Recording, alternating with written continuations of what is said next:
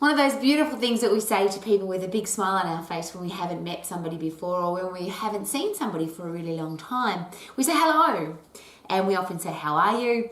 And we have a conversation. That beautiful thing called communication. Well, today's conversation between you and I is going to be really awkward and uncomfortable. Maybe not for you, but it certainly is going to be for me. Because we live in a world now where our communication skills have you noticed, have become perhaps disrespectful, perhaps rude, invasive, controversial. People gossip, people say nasty things about other people, and often now it's not even face-to-face nasty. It's on social media, it's a post, it's a comment on somebody's YouTube, it's I'm not sure, and it's hard for me because as an old lady, I've lived on this planet a very long time, and I was taught, of course, as a very young child that you respect your elders, you respect all the people in your life, you listen, you accept that other people have a different opinion to you. And that's quite interesting because I was brought up in a very strict religious environment where there was some pretty straight down the line, you have to believe this or you're not going to heaven kind of religious beliefs. But I was still always taught that another human being has a brain of their own, they have an opinion and a right to have it, and we can't change what other people do, we just get to respond or react to what they do. So great manners like please and thank you and I appreciate you and saying sorry and accepting if we're wrong and admitting when we're wrong, there's a big one. And then if I'm going to have a discussion with somebody, does it have to be an argument? If I disagree with somebody else's opinion, do I have to tell them that they're wrong? And are they wrong? It's one of those interesting questions that I always ask myself, so that I'm always learning. I always ask, what if I'm wrong? Regardless of what my opinion is, my conviction, something that is really important to me, if somebody tells me something that goes against that belief or that conviction or that commitment that I've made to myself, I'm still always open for what if I'm wrong. And I hope that that's something that keeps me humble. I hope it's something that keeps me open to learning. And we live in a world where, and of course there are some, and again I've been taught since I was a little girl, there are some things that we don't talk about or we shouldn't talk about. So don't get into a conversation with people that you don't know and start sharing your religious beliefs or your political beliefs or your sexual persuasion, or there's some things that, again, as an older lady, I've been taught that they're things that we should get to know about people and be genuinely interested in their opinion and their convictions and why they believe what they believe, rather than trying to tell people that they should believe what I believe. And again, I'll just, before I go any further, I'll just ask that question. Do other people, other humans, have the right to have a different opinion to me? And why would I be right? And you might think, well, I am right. And of course, we have the right to have the opinion that we're right. But what if we're not? And what if our preaching or yelling or arguing or bullying or whatever it's called now, trying to get people to believe the same thing that we do, what if we're wrong? Or what if that person has a very legitimate reason for believing the things that they believe? And that's why, and I'll just use an example because I was brought up in a very religious environment, that was just one religion. I'm not sure if you've had a look lately, but there are literally thousands of religions in the world, and some of them believe kind of the same thing, and other ones believe exactly the contradicting, controversial opposite. I like to ask people, I'm really interested in people's religious beliefs or their Christian beliefs, or whether they're Muslim or Hindu or Jehovah's Witness or Sevenday Adventist, or I don't care, I just want to find out. Because if I was brought up as a Sevenday Adventist, which I was, and I tell everybody you should be a Sevenday Adventist, there's a really quick way to get into an argument, by the way.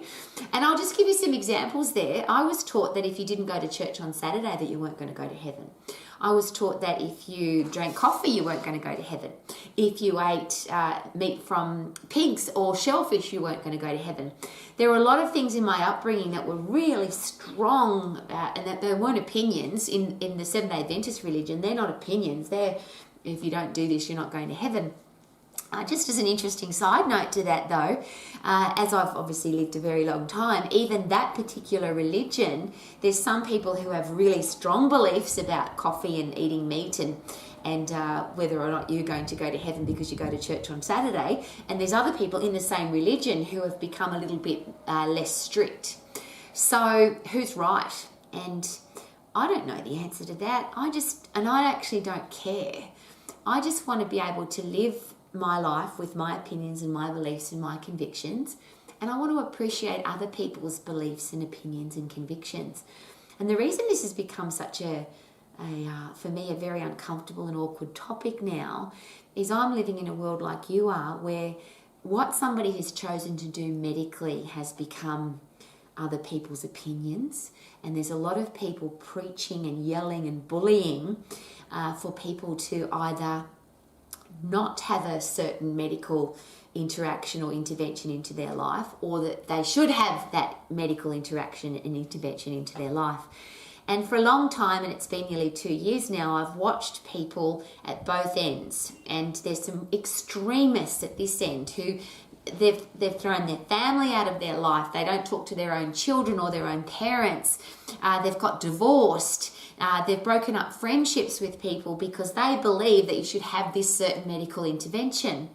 And the reverse of that at this end, if you get that medical intervention, I'm never going to talk to you, and I'm not going to sleep with you ever again, and I'm not going to have you in my life, and I don't love you anymore, because if you do that, then it seems a bad person. And that seems to be the two ends of the scale. And then if you put into that the conspiracy theories at both ends of those scales, and there's some really bizarre conspiracy theories at this end and some really bizarre ones at this end, what do?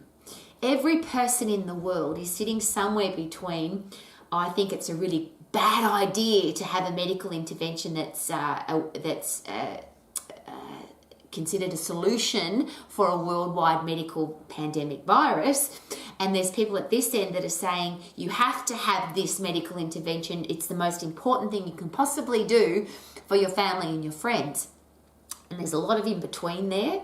And there's an interesting group in the middle who never wanted to have this medical intervention, but because they're either going to lose their job or their family, or they can't travel, or they can't go to their favourite restaurant, then they decided, okay, I'm going to have this medical intervention. But now they feel really bad about themselves because they went against their core values. So I can only share this with you very openly because that's what I do every day. I talk to people literally from all over the world.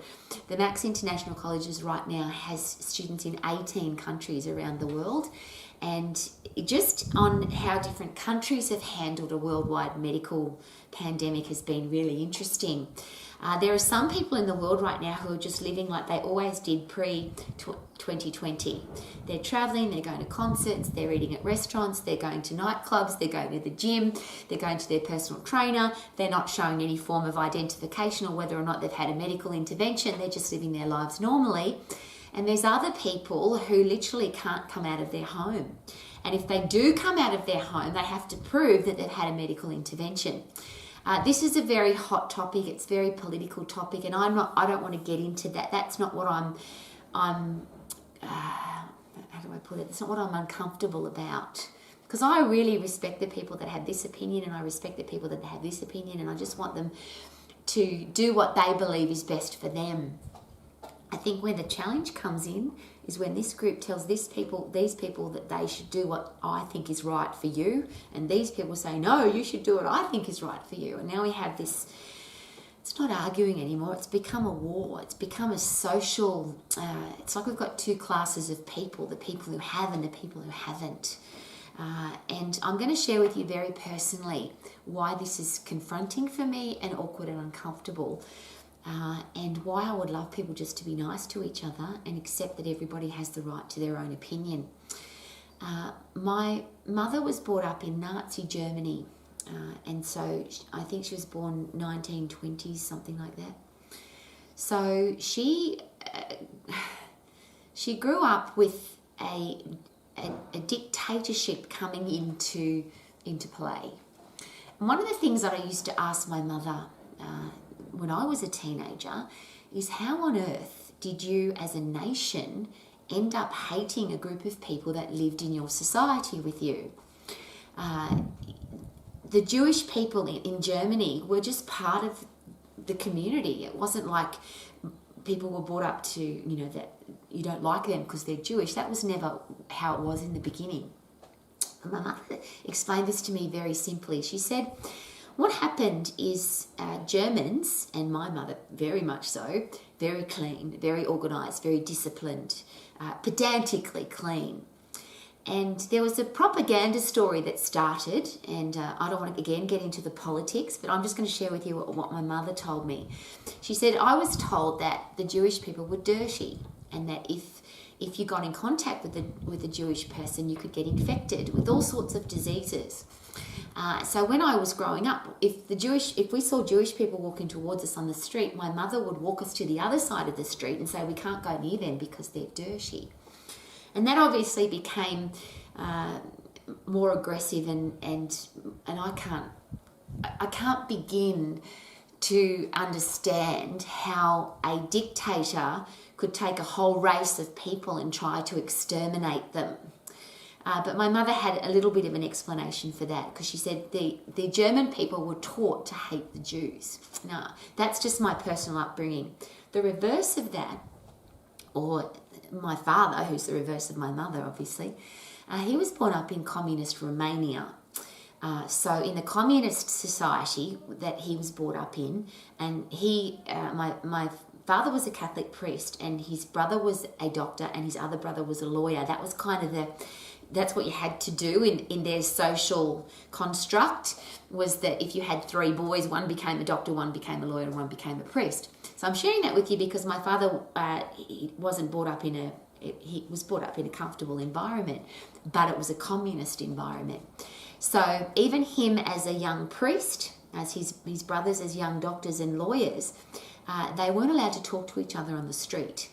So if two people were found talking to each other face to face on the street, they were arrested and put in jail, because the communist government at the time, suggested that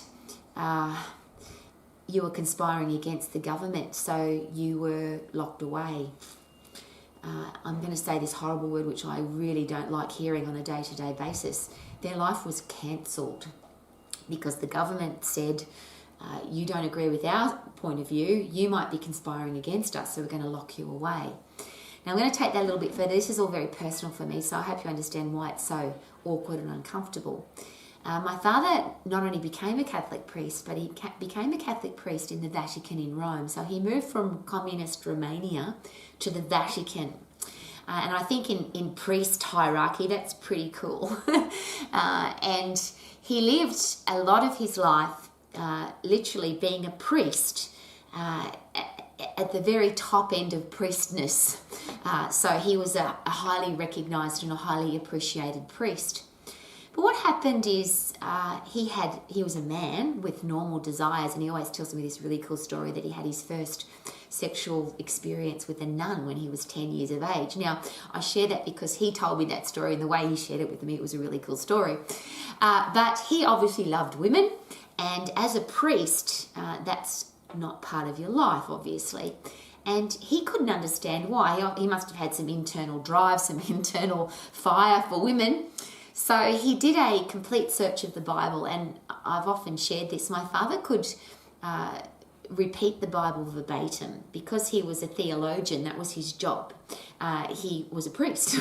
So all he did was read the Bible. Now, obviously he did other things, but that was a big part of his life. He could repeat the Bible. He knew every text, every verse in the Bible. So he searched the Bible, and he wrote a letter to the Pope and said, "Excuse me, sir, but I cannot find anywhere in the Bible where it says that men shouldn't get married or men shouldn't have women in their life. In fact, it's the opposite. It seems that the Bible is very pro men having women in their life and men being in love and men and women being together." And all I'm sharing with you, I'm not giving you my opinion. I'm just sharing with you my upbringing and what my parents shared with me about their lives. So this letter got to the Pope, and I don't know too much about the Catholic Church except what my father has shared with me, but that apparently didn't go down so well. My father was thrown out of the Catholic Church, but he wasn't just thrown out of the Catholic Church. He was put into Auschwitz concentration camp as a political prisoner. And as you can see now, this is where my mother and my father connected. So my mother was in Nazi Germany, that's where she lived. And it turned out that as a teenager, she was making bombs for Hitler. She didn't realise what she was doing. And when she did realise, she wanted to run away. She didn't want to be making bombs that killed people. And I know this sounds like some kind of weird storybook, but this was my life. When we would sit around the dinner table at home, these were the stories that my parents not just told us, but it's what they lived through. It was their life. So my father was in Auschwitz concentration camp, and the only reason that he didn't get gassed was because our last name, Cesarin, SZ, apparently the Jews were gassed in alphabetical order. And on the arrival at concentration camp, obviously my father's last name being Cesarin with an SZ, he was put at the end of the line. He could speak 7 languages fluently, including German, so it wasn't long before he could communicate quite effectively with the people in the concentration camp. That he wasn't a Jew, he was actually a Catholic priest. So it was my father's job then to take the jewellery off the people that were being gassed, to knock their gold teeth out, to go through their baggage, and I'm trying to keep... This is really hard for me because this is my father, not my grandfather. This was my father who lived through this. And when I first heard these stories, it was hard to believe. And the only reason that I now know they were true is, of course, there's been movies made and many books written, and personal stories of people that there's still people alive from the Holocaust that have shared their stories. And I remember the first time I realised what my father had shared with me, I actually read a book by Mr. Hess, who's the guy that ran Auschwitz concentration camp, and he wrote that book just before he was, I think he was removed from the world for crimes against humanity, I'll put it that way. And I realised that the stories that my father had told me from concentration camp were true. If you've ever watched the movie Schindler's List, you can imagine that was pretty hard for me to watch, because that was the stories that my father had shared with me. Now, how this came together is my father was rescued by the American army out of concentration camp. He was taken to Berlin to recover. He was obviously very unwell. And my mother was a nurse. She had become a nurse in Berlin, and that's where she met my father, and she nursed him back to health, and they got on a boat and came as refugees to Australia. My parents lived through 2 very different experiences, but one of the things that my father said to me as I was growing up, he didn't want me to ever go and see Hungary or Romania, and technically my father was Hungarian, but where he was born is now, the border has changed and it's now Romania. And he said to me, I don't want you to go there because as a communist country, it was a horrible place to live. He said, we lined up for our food, there wasn't enough food, we weren't allowed to communicate, it was just a horrible place to live. And he brought his family to Australia because he wanted them to live in freedom. He wanted us, and I'll just use this as an example. My father could speak 7 languages fluently, and obviously my mother could speak German because that's where she was born, but my parents didn't teach. There's 5 of us in my family. My brothers and sisters and myself, none of us speak any other language. Because when my parents moved to Australia, they said, we've come to this beautiful free country. I want us to speak English. And my mother and father even only spoke to each other in English because they wanted to become integrated into the Australian society, and they wanted to bring their children up in a free society. And interestingly, my father then became a Sevenday Adventist minister, and that for me was, I take the very best out of my upbringing, which is be kind, be respectful, respect that people have the right to their opinion, don't gossip, Don't criticise. Don't pull people down. Be nice to people.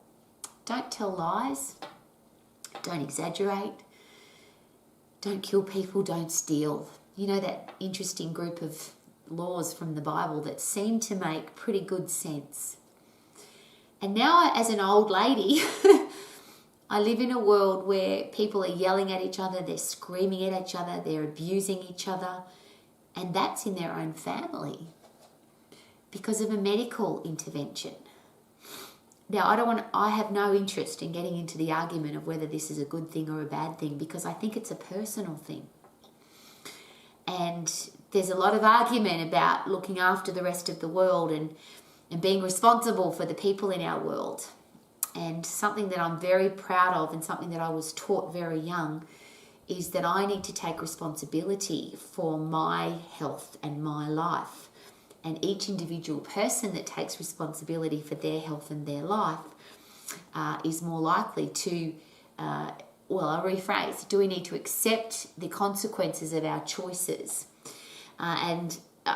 I've lived this since I was 13 years of age. I haven't missed a day of exercise since I was 10 years of age, technically, because I was doing, from 10 to 13, I was just doing exercises on the floor, which I technically don't consider to be exercise because they're a silly waste of time. But I exercised every day from when I was 10 to when I was 13, from 13 till now, a very old lady.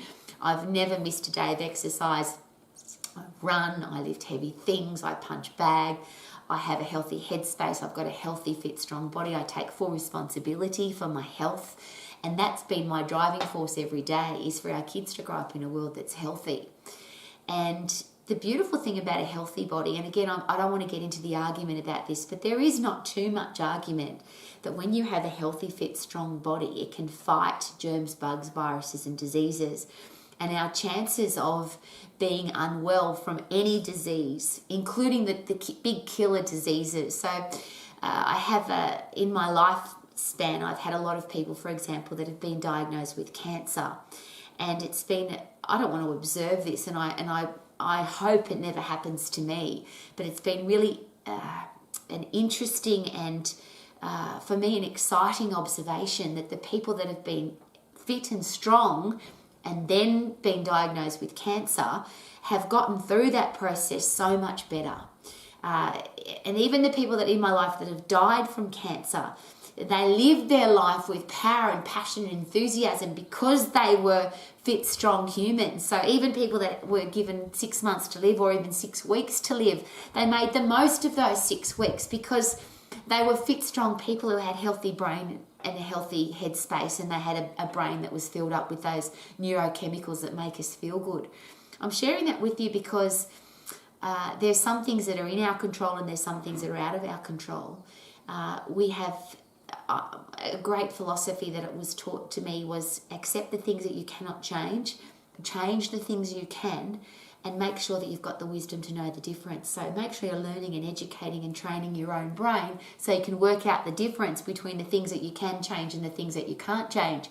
And if you can change it, then change it, make it different, make it better. If you can't change it, accept it, but accept it with grace and style. And I use that as an example because I'm hearing every day now about people that have had a medical intervention who don't want anything to do with the people that haven't had a medical intervention. And my question is this: could we find out why this person has decided that it's really important to them and accept that they have the right to do that? Could we find out why this person has decided it's not the right thing for them and accept that they have the right to that opinion? And rather than yelling at each other and arguing with each other and not wanting to see each other and being aggressive to the people in our family, I spoke to one of my business associates yesterday whose son has told her, you can't come for Christmas because of a medical intervention. Either she or he has decided yes or no, and because they're at opposing views, he doesn't want to see his mother at Christmas. I've got students who have broken up from their husband or wife or their partner. I've got families that won't talk to each other and they're yelling and screaming at each other and they're being really abusive. I don't have an answer to whether this is right or this is right. I'm just a woman I love my life, I love my world. I'm very privileged to have been brought up in the beautiful country of Australia, and now I live in the beautiful country of New Zealand. And I've got the experience of my parents growing up in communism and the Nazi regime, and I don't want that for anybody. And that's their experience. There's some people who believe that communism is a great way to live, and there's some people that believe that the Nazi society was a great way to live. I don't care. I can't change any of that. All I'm asking is that perhaps could we be kind? Could we be nice? Could we be respectful? And could respect mean asking? So if somebody shares with me that they're a Hindu or a Muslim or a Jehovah's Witness or a Mormon, I'm really interested. Tell me about that. Why do you believe that? Why is that important to you? How did you come about that belief? Somebody tells me they had an interaction, a medical interaction versus they didn't have a medical interaction. Tell me why. Why was that important to you, or why is that not important to you? Why do you believe what you believe? How do you feel about it? Without giving an opinion or without getting into an argument. Is there enough argument and disrespect and yuckiness in the world that we don't have to bring it into our lives? And if you have a really strong opinion about either end, maybe associate with the people that believe the same things that you do, so you don't have to have an argument. And if it's your family, could we find a way around rather than yelling and screaming and being nasty and telling people to get out of our lives? Could there come a time where that, and I'm going to put it in the worst case scenario. If somebody in your life has decided either end of this medical intervention, but you're going to lose them because they were diagnosed with a terminal illness, what would you do then? I don't have an answer to that. I wish that we would think about it. And as I always ask, what about our kids? Our kids that are seeing us arguing with our family, with our friends, with our partner. If mum and dad are arguing, where does that leave our child? I'd like our children to have open minds, to have minds open to learning, and kids that respect other people's right to have an opinion. And I often share this.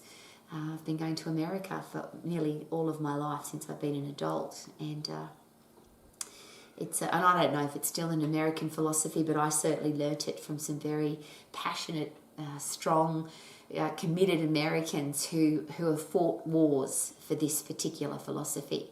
People who went to war and they were prepared to give up their life for this philosophy, which is you have an opinion and I have an opinion, and we both have the right to our opinion. And even if I disagree with your opinion, I will fight to the death for your right to have it. And there are very many millions of people that have died for our right to have an opinion. People who have died for our freedom. There are people who have died fighting for the countries that I've been brought up in to be free places for us to live, where we're kind to each other, we support each other, and we want to create a beautiful environment for each other. So whatever end of the scale you're at or anywhere in between, could we find out the reasons why rather than just have an argument?